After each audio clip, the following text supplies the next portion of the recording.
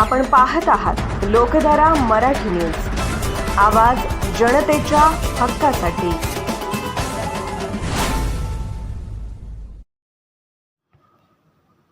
गारडेवाडी number 2 येथे 15वा वित्त आयोगातून जिल्हा परिषद प्राथमिक मराठी शाळेचा कंपाऊंड बांधकाम मंजूर करण्यात आले।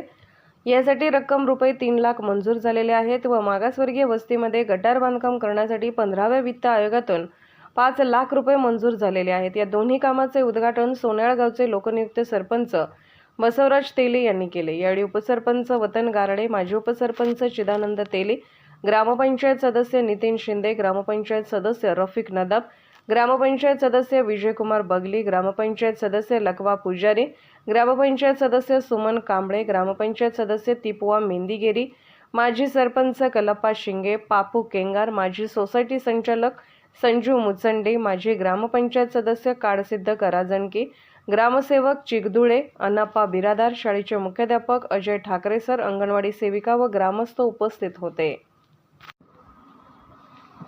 लोकधारा मराठी न्यूजला लाईक करा, शेअर करा आणि सबस्क्राईब करा।